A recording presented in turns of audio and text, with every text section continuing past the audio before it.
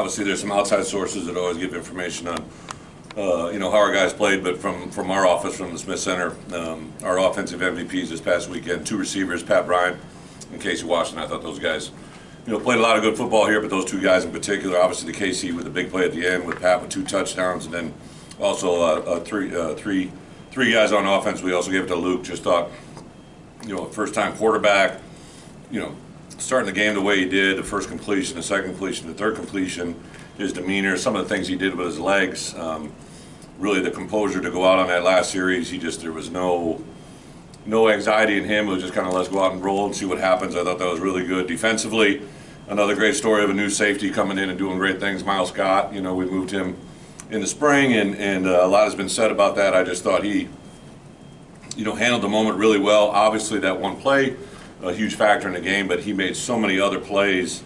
Just really good awareness, common sense, demeanor, cutoff, skill, down in the box to play the quarterback. Just a really, really good opening game for him. I think he's going to be a very good football player here for a long time. And then special teams gave it obviously to Caleb. I thought, guys put in a lot of football, came back for an extra bonus senior year. A guy that, a year ago I talked to him about, hey, I'm going to give you a chance to win all 3 phases. Did a good job with that, but really the last 2 weeks kicked the ball extremely well in practice, both as field goal and kickoff. Did a really nice job, and then to have a game-winning walk-off. Well, there was one more play, I guess, but really just an exceptional game. And then we also gave it to Mac Resetich, kind of he only had a limited number of plays, but he had kickoff coverage. He had 3 plays and 2 tackles, right? So like that batting percentage speaks very well. Another good example, I think, young talent. Mac, if I'm not mistaken, he was going to play junior college baseball before we offered the opportunity to come and play football, and has proven to be a very dynamic player, a lot of speed, a lot of ability, best hairstyle by far in the current era that we live in, and just a fun kid in the program. So our low team guys, defensive look going against our offense, Mason Moragan, who actually traveled with us, who was on the verge of playing, has been super impressive in camp. We actually recruited him as a defensive end, and we're playing him as an outside backer, just really rangy, long, athletic, does exactly what we ask him to do, really enjoys the game, super excited about where he is, and could play for us this week as well. Our offensive look, our 2 quarterbacks that gave us looks all camp, Cal Swanson and Jacob Huber, those 2 guys really did a good job of impersonating number 7, but 7 did a pretty good job impersonating himself on Saturday, as we all know. But those guys really gave us a look through camp, and then our special teams look team guy, Mike Manning, just a guy that just continues to be super impressive every day in our practice. He played for us, or my guess is he'll play for us again this year. A couple things on injuries. Guys injured in the game. T. Strain has got to pass concussion protocol, but is in that path. He definitely is progressing in the right direction. Isaiah Adams is all the X-rays, MRIs were negative, and really like the progress he's made in the last 24 hours. Zy Chrysler just had couple guys had cramping issues. Zy was one. There was also Xavier Scott, Kanena Odolaga, and Josh Geske did. Those guys all had some cramping that took place, so they'll return. We just got to make sure that this week's going to be even hotter than it was before. So got some encouraging news for Matt Bailey. He had a second wave of tests, and all very, very positive, so he's progressing even further this week than we had hoped. So really excited about him. If not this week, next week, I think we feel pretty good about.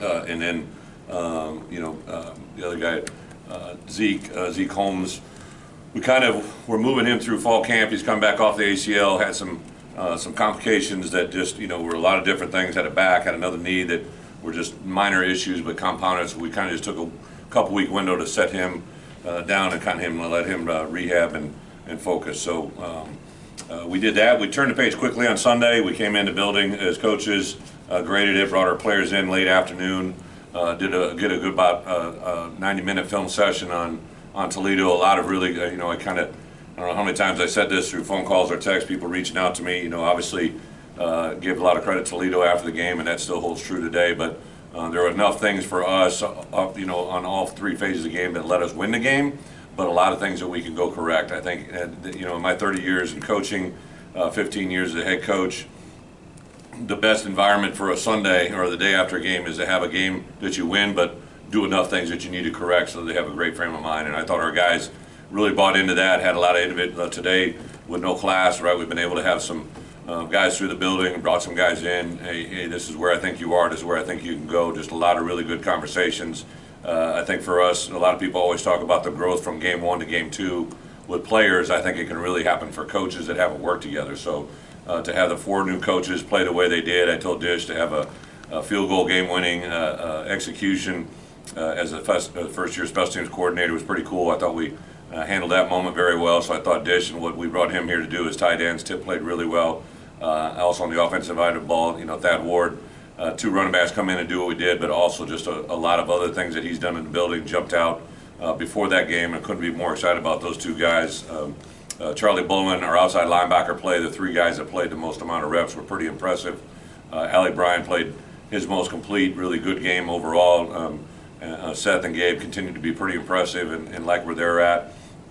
And so he had a tremendous day. Antonio Finellis, we were thin a little bit at corner, especially when T. Strain went down. I thought he handled the moment, moved guys around, and did a really good job. Aaron in his first role, obviously he had the bowl game, but this was his first opener as a D coordinator. I thought he really adjusted and handled the second half very well. Overall, to come into a halftime where we had 9 penalties for 90 yards and only have 1 in the second half, I think they hurt us. I know I said some things, I know others did as well, so that part was really encouraging. And then just the way we started the game offensively and the way we ended it offensively speaks volumes of where I think that unit can go. And defense, a lot of the things we did were self-inflicted. I mean, they were a very good team and a lot of talent, but excited where they can go. So we turned the page and jumped into our Kansas prep. Lance and I have known each other a long time. A lot of you really know that story. He first started off in Wisconsin at a Division III level, and everywhere Lance has gone, they've always won. And it's just super important to realize, like, he is a solid fundamental coach, offense, defense, special teams. Has surrounded himself with coaches that have been with him a long time. They believe in their system, they believe in what they do, and it's proven to be successful everywhere he's been. So a tremendous challenge on Friday. Super excited to get there and see where we're at, and be a part of one of our things we've talked to our players about is just embrace the whole travel experience from beginning to end, right? So we're going to go on the road the first time together, 74 players, a group of coaches and support staff. We'll fly over to Lawrence. I'm sure they'll have a great crowd. I know it's something that they've been aiming towards and talking about for a long time, so we're excited about the opportunity. Coach, what did you see from the rushing defense on the game film, and maybe some things you'd like to get cleaned up before Friday night? Yeah, I think overall in defense, like I said a minute ago, there was definitely enough things that we did well to win the game, but things we got to do better. They have a little bit different approach. Their quarterback obviously accounted for a large amount of their rushing runs. He had 20 runs on the day. I think about 15 of those were self-designed runs that gave him the ball and featured it. So anytime that you have a game, whether it's success or failure, you got to learn from it equally, and I think our guys do that. Got a couple people in new spots or new faces on the offensive line. What did you see from that group, and what's kind of next for them? This past weekend? Yeah. Geske started at guard, took reps at tackle. It was his first start. I think he would be the first to tell you that, obviously we got through the game and were able to win it, but I know he wants to get better. At right tackle, Zai had started for the first time at right tackle, played, obviously guard for us last year and an all Big Ten player, but he'd really been limited on amount of practice time, and I think that showed in the game. So those 2 guys in particular, I think Isaiah and Julian probably played about where we thought they were, and I think Josh Kreutz really handled the game, the composure, the moments he was in, had no issues with operations or snaps or anything. So he continues to be a very impressive player, and I think a guy that will continue to move forward. We also got Jordan Slaughter in there. I think Jordan just continues to be very impressive, the amount of roles that he fills, snapping the ball better than ever. So another guy for us, a valuable reps at center. And then 2 guys, Zach Barliv, Hunter Whiteneck, and Brandon Henderson got in the game as well in limited capacities. But to have those guys continue to come along this week will be a big part.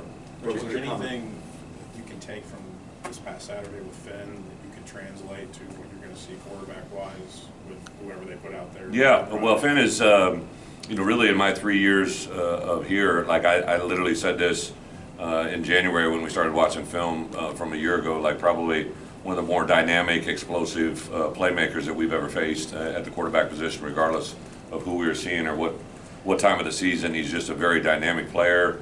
Really had a great amount of respect going into the game, probably even bigger respect on the back end. I grabbed him after the game and just said, hey, go win them all, because I think they with his his skill set and what they have and the way they're coached, that's a very real thing for them to do.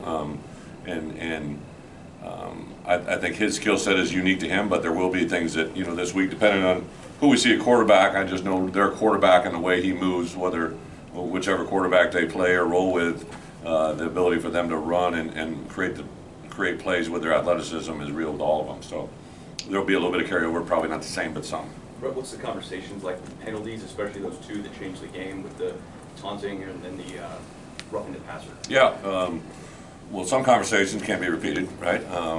Especially on TV. But I would say that in general, I think they hurt us, right? There was 9 penalties in the first half and 1 in the second half. I believe at halftime they had 4 penalties for 20 yards. We had 9 for 90, and 4 defensive penalties, indirectly or directly resulted in 20 points that were scored. So one of the things I preach, and harp on relentlessly is more games are lost than won, and those come from penalties, turnovers, and mental errors. And I think our guys hear us, and they hurt us at half, right? That's a good thing. If it was the other way or if it was balanced, you would be concerned. But I think a little bit of anytime you're in that first game, and then the way those fouls occurred, right? A couple of them were post snap, but a lot of them are great learning experiences for not just the guys that committed them, but other guys as well. Last year you went on the road, won at some tough places. Mm-hmm. So how much does that carry over this year going forward?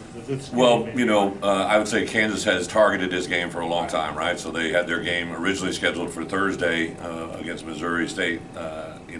When we agreed to play this game on Friday, they moved their game to Friday, so it's not as big a break, or they didn't gain 2 days of advantage of prep for us, right? So I know they got new jerseys, from 1941 that they're going to debut. So there's a lot of thought that has gone into this game, and I think that's awesome. I think that's what college football is all about. And I think that for our guys, one of the things we learned that first year going to Penn State, like we went into an environment with 110,000. We knew that we were going to be the only ones there cheering for Illinois. So other than a few other diehards, but I think our guys in particular, with the attitude that we preach, the mentality of being an underdog with a chip on your shoulder, this actually plays into our. And I've been told too that we are the underdog. So I think there's a lot of different things that we can play to that we really embrace. For what? Go ahead. No, go ahead. The delay of game penalty. Just curious as to I saw you had a conversation with the official about this. When they make a change, you can make a defensive change. Yeah. Your guy was coming off and they snapped, or at least it's going to be. What are the rules on what are the officials guide you? Yeah, so there's a variety of different ways. The standard way is like when an offense is on the field and one of their guys that's a normal substitution. You'll see the white hat, what we call the cross, right? So he'll go like this, and then once he turns and faces our sideline, we have 3 seconds to initiate a substitution. Toledo, as most teams, right, they have a planned rotation that I think their coaches are designed to do, right? Like they know, I'm going to get this guy out. Like we have 3 receivers that, in my opinion, are playing as good at football as I've ever played since I've been here. With those 3 guys, Isaiah Williams, Casey Washington, and Pat Bryant, when we sub, we really don't want to bring all 3 of those guys out. So we'll periodically sub. Hey, first chance we can, let's get Casey out. Let's get Pat out next play. So that happened a lot of times on Saturday where a wide receiver would go 1 for 1, and then the OC or the person that's calling plays would then, a couple seconds later, send in a tight end for a wideout, and they literally would go from what we call 11 personnel to 12 personnel. Well, when that happens, then we're entitled to sub again. And sometimes, because the white hat might be facing us, he doesn't see the initial second substitution. I see it, right? So we sub, and that was the moment of Jesus we had a conversation about, right? Because I knew that we had a second sub, and we should be entitled to do that. So a lot of times, just from game 1 to game 2, a lot of people get better, and I think that's for us. We really take a lot of preparation to make that right, and it's something that we put an emphasis on, and it's important to us. The other thing that comes a factor, they had a couple delay of games because they couldn't get snapped by the time we subbed, and obviously that's something that's a big part of the game. Coach, that was the question. Sorry, just to clarify. So when they subbed, we put Denzel back. We were trying to put another player back out there, and they didn't. You have a certain amount of time. So say you're replacing the guy on the far end, left outside linebacker. He has to get off. Like, is there he's got 7 seconds, or they're snapping? Like, how do the officials handle that? Yeah, I think that as long as you're diligent in your process, right? And again, Robert, as a fellow big man, I hope you appreciate, right? Like some Uh-huh. people can move faster than others, Nice. right? So Yeah. I just said, you know, if we're gonna sub in a DB, he's gonna move at a different place than you know, a guy, especially like it's. I have fun with it, I joke with it, and I had tried to make light of it, right? These guys weigh 320 pounds. It's the fourth quarter, and it's their 72nd snap. They're not gonna move the same way they did on their 22nd snap in the middle of the second quarter, right? And it's just common sense, but it's a reality of it. So again, as long as we all get better, like everybody always says, how do you define success? I think as a whole, we all just need to get better, everybody involved in game day, and I think that will be a point of emphasis for me. And the good news is we have a Big Ten crew again, so we were a home game, obviously had a Big Ten crew, but this road game, we get a Big Ten crew going to Kansas as well. Coach Lance Leopold seems to turn things around in just a few short seasons there. From your perspective, what's kind of been the key for him, and what's the identity that he's kind of established there? You know, I don't. Last thing I'm gonna do is speak for Lance. Lance, I think the wins speak for itself. Obviously, last year they started off 5-0, right? And they have a player that's voted on before the season as the Big 12 Player of the Year, right? Offensively, it's very apparent that his coaching style, philosophy, overall program philosophy has continued to show up more and more every year. And I got to believe this year will be another step in that same direction. Lance and I both saw each other at the draft, right, in Kansas City. Like, they had a player there, we had a player there, and for me, like I gravitate. Lance and I have always known each other from the time he spent as a head coach there. But like, I just naturally like people that are at programs maybe that you know, maybe haven't been the blue bloods, right? I know they're a blue blood in basketball, right, but not in football, I would think. And what he's done is just speaks volumes about what an effect a head coach can have with the people he brings in, the players he brings in, the people that they're around. And I give a lot of credit to the people that make those hires, right? Like I think in college football, you saw it this weekend. There's a lot of probably games that went the way you thought they were going to go, but then you know, sometimes things don't go as planned. You see head coaches make comments, and sometimes they don't, happen the way people foresee them to be. I've never really been at a program that the outside world just taps you on the head and said you're going to be good, right? So it's fun for guys that are in positions like what we took over here in Illinois, that were in a place that you think you can have success, and when you build it and you see it come to life, it's really a lot of great respect, and that's what I see with Lance. What can a game like that, big picture, do for Luke Altmaier to get that first one under his belt and play the way that he did? Yeah, you guys have gotten to know Luke a little bit. You obviously get to know him a little bit more now. Luke's the same guy every day. Like I always say, like, one of the greatest things you can bring to an organization is consistency. Whatever powers that be that brought me here, right? Obviously Josh and administration, like, one thing I try to be is consistently the same person every day, like, so people know how to, like, I'll throw curveballs and we'll react in different ways, but I think when you're building a successful organization from players and people, coaches, administration, if you can be the same person every day, and that's what, like, Luke, from January to where we are now, I got a couple texts from the place he had been previously after our game where people were like, oh, it's great to see Luke have success. I think anywhere Luke has gone, people are a fan of Luke Altmaier, right? And it's easy to see why. He does things the right way. Obviously a young man of tremendous faith, but I think our players probably on Sunday realize now they got a tough guy as well, right? Like, he hadn't really been able to show that because we don't let people hit him. But I mean, that last throw was like literally in the face of a guy that had beat the tackle on an inside spin move, and he delivered a strike. Casey went up and made a play, but then to go back down there and have that composure, and there at the end, I don't know if anybody realizes how enjoyable it is to be in that moment and call an end of game scenario the way that you see it happen and the way that you have seen it happen in your mind. Our players would tell you we probably went through end of half, end of game scenarios as much as anybody that's in our program, but they only know because they only know what they've been here. But like, it's something I really believe in. So we probably every other day either work of end of half, end of game for 26 practices, right? And to get there at the end, to know we have 2 timeouts, we have a makeable field goal, to get the ball centered, to take a timeout when we know that if we botch a snap or we have anything jump, go off sides, to execute a winning field goal. The last thing I was worried about was Caleb Griffin making it. I knew Caleb was going to make it. I just want to make sure our protection, our snap, and our hold was there. And to have that feeling as a head coach is very empowering. And now to know that you have a quarterback that kind of understands what's expected of that position and can fulfill it, that's a very, very big thing. When you We'll first talk saw about him, more after this. when you first saw him, Luke Ballmeyer on tape, what jumped out? Was there one thing you thought, oh, that's my guy? Yeah, I would say a couple things jump out. Like he was very creative in bad moments, right? Like so, one of the things that I think define a quarterback, and we saw this on Saturday with number 7, right, was sometimes a quarterback is given what we think is the answer to the test, and the test has changed, right? And all of a sudden, the answer that he thought was going to be there isn't there. And if you can make something of nothing, that's really a special trait. And he did that. In particular, I know I was watching some bull reps where he got thrust in the middle of the game, and he stepped up, avoided a rush, and threw a touchdown pass, which was pretty incredible.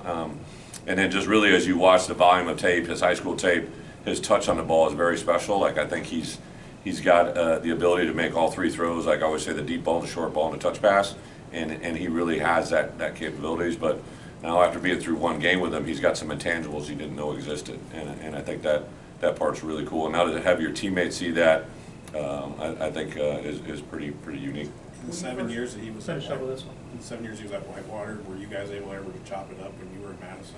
Oh yeah. He was actually a GA at Wisconsin before I was there, and There's a connected to whole the bunch of program. Wisconsin guys that are on the staff too. Yeah, we've been really close since that time when we were together at Wisconsin when he took the job at Buffalo. We actually crossed paths because he hadn't been on that level. So yeah, we've crossed paths many times, and then really whenever I've even though we knew this day was coming since I came here and since he was there, we've literally exchanged text messages, phone calls. Like I always congratulate him on things, and just a great deal of respect for who they are, what they are, and his coaches. Right? Like I think it's very easy to see. You can have coaches that have great head coaching ability, but sometimes if they're not surrounded by the right people, things don't go well. And he's done an incredible job of surrounding himself with really good people, and it shows in what they do.